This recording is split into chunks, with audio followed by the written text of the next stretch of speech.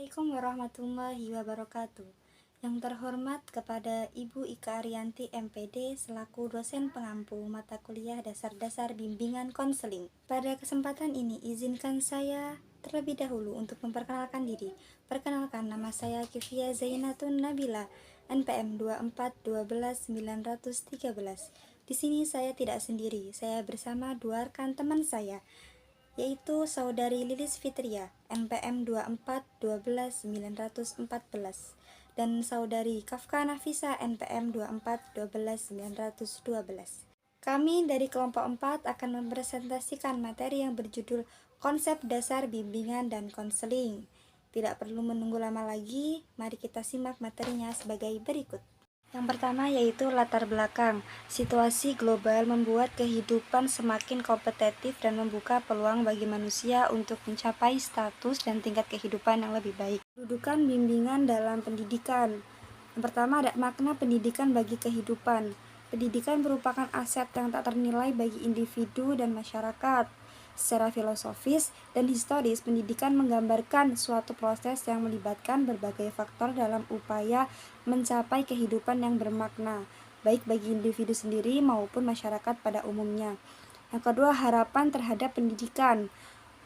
Para peserta didik memandang sekolah sebagai lembaga yang dapat mewujudkan cita-cita mereka, sementara orang tua menaruh harapan kepada sekolah untuk mendidik anak agar menjadi orang yang pintar, terampil, dan berakhlak mulia. Selanjutnya, fungsi pendidikan.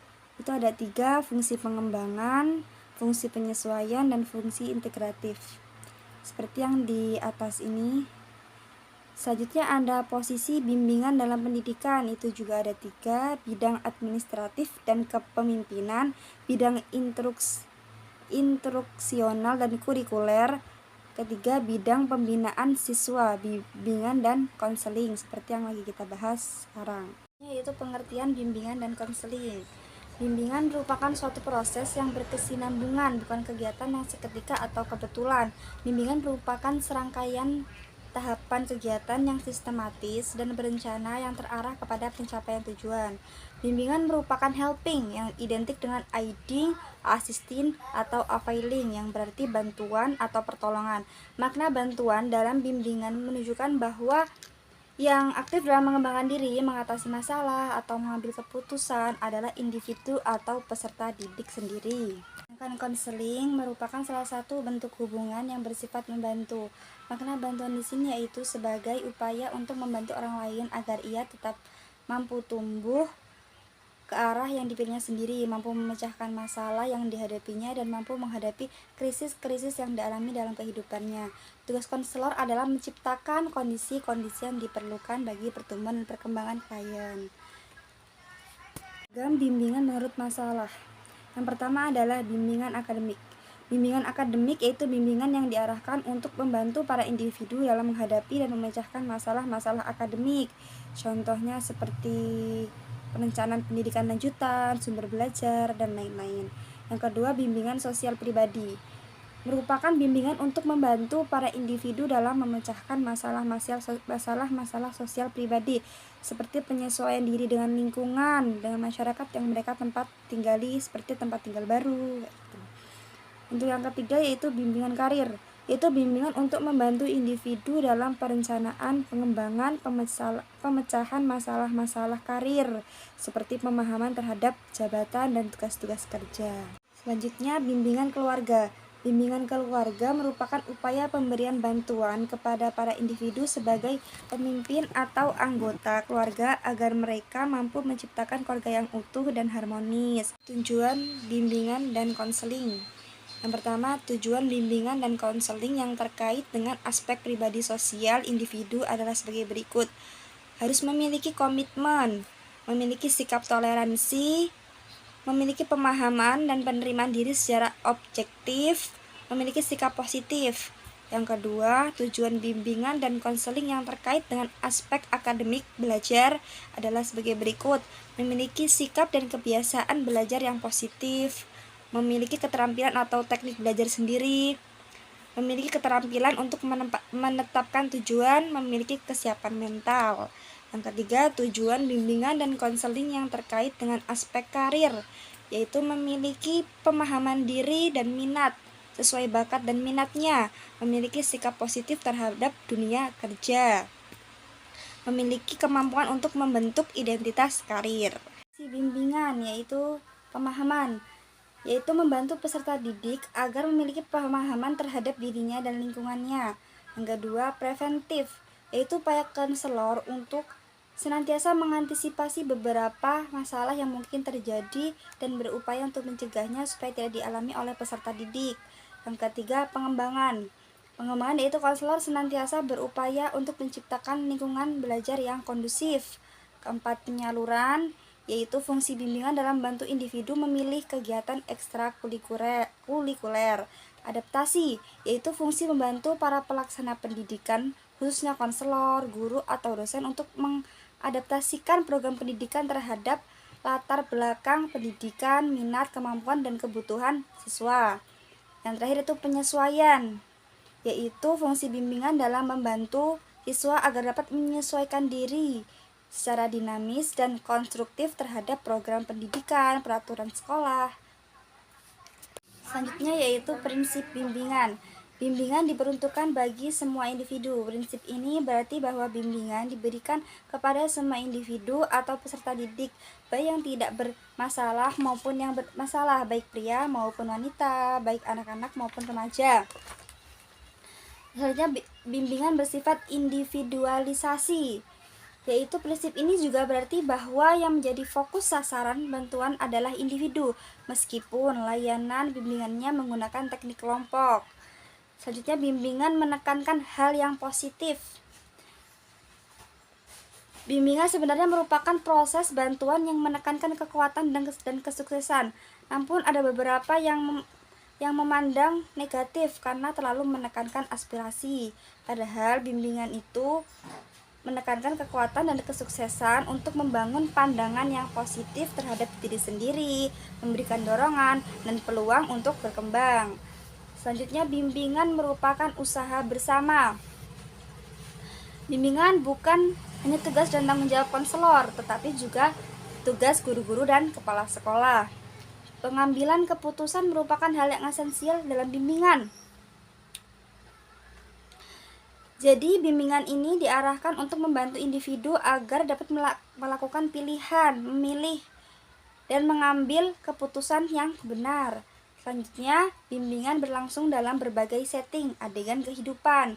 Jadi, pemberian layanan bimbingan tidak hanya berlangsung di sekolah, tetapi juga di lingkungan keluarga, perusahaan, lembaga-lembaga pemerintah, masyarakat pada umumnya, dan lain-lain. Selanjutnya yaitu jenis layanan bimbingan.